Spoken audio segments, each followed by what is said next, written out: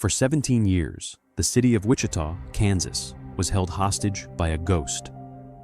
Between 1974 and 1991, an unidentified man broke into homes and committed the most unspeakable, horrifying acts of violence imaginable. He claimed 10 victims in total. But what made him truly terrifying wasn't just what he did, it was how he flaunted it. He gave himself a nickname, BTK. It stood for bind, torture, and kill. And he loved to communicate. He would send letters to the local newspapers and TV stations. He would leave chilling poems at the library. He would draw detailed, horrific sketches of his crime scenes and mail them to the police, essentially telling them, "I am right here. I am smarter than you, and you are never going to catch me." And for a long time, he was right. Despite an absolute massive manhunt involving local police and the FBI, they had nothing. No fingerprints, no name, no face. Just the taunting letters of a monster who seemed to be able to vanish into thin air.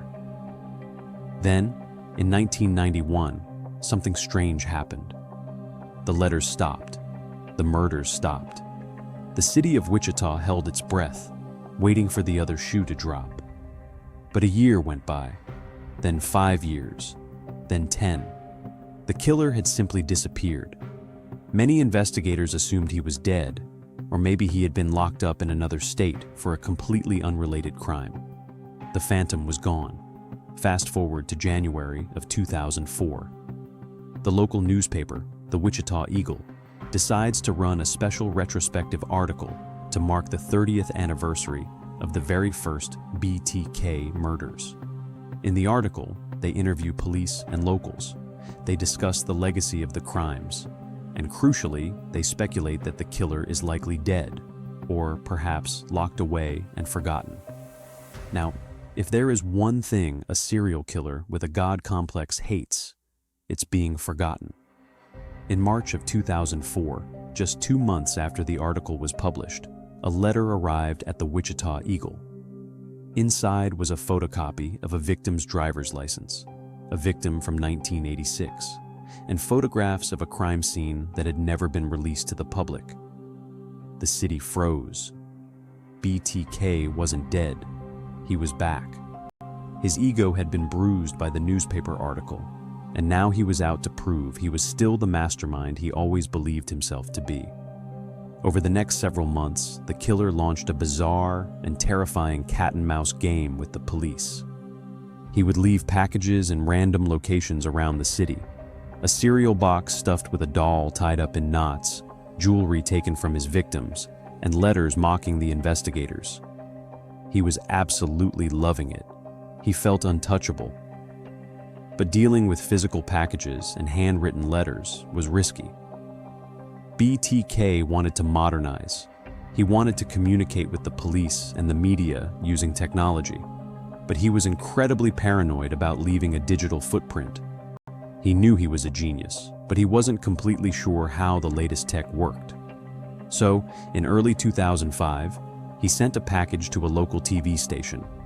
Inside, along with some evidence, was a typed letter. And in this letter, the killer asked the police a very specific, almost childlike question. He wanted to know if he could send his messages using a very specific piece of modern technology without it being traced back to him. He wrote, "Be honest."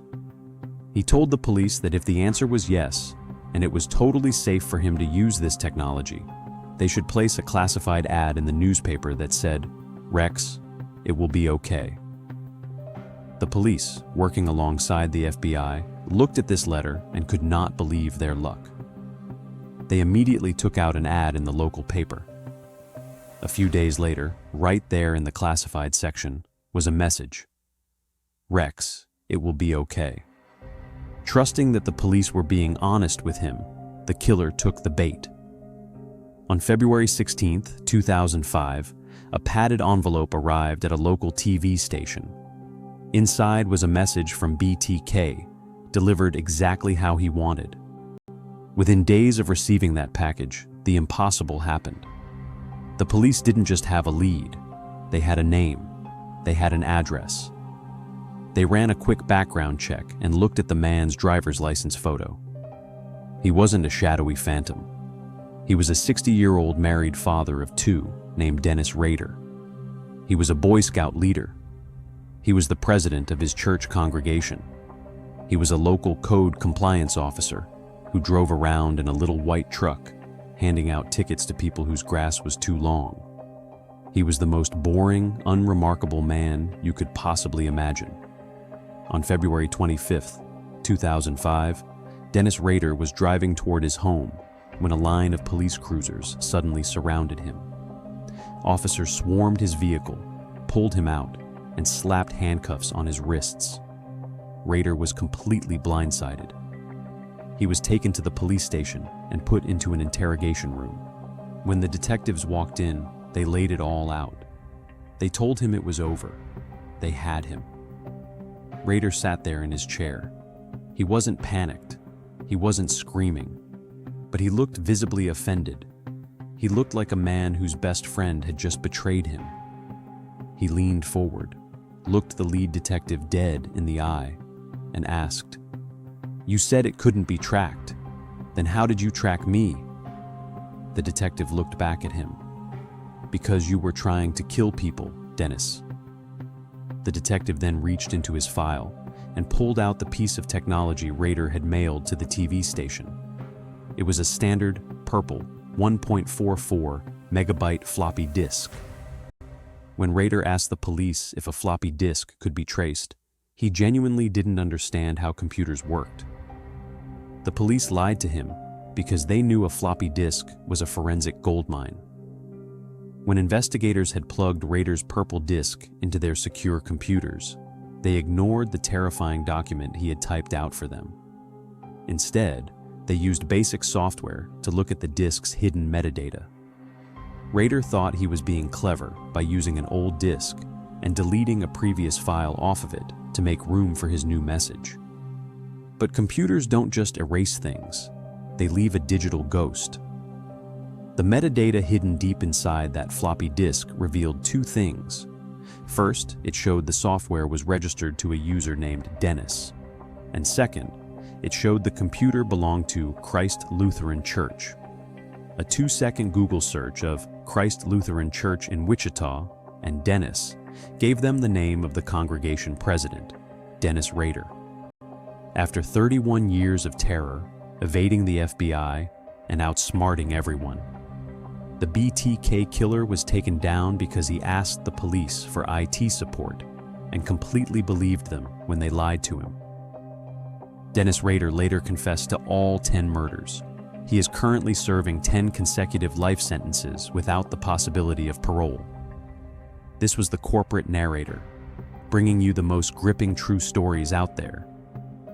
If you made it all the way to the end, thank you for watching. If you love deep dives, dark twists, and stories that stay with you long after they end, make sure you like and subscribe. Help us grow our channel, because every new subscriber fuels the next unforgettable story. And trust me, the next one starts here.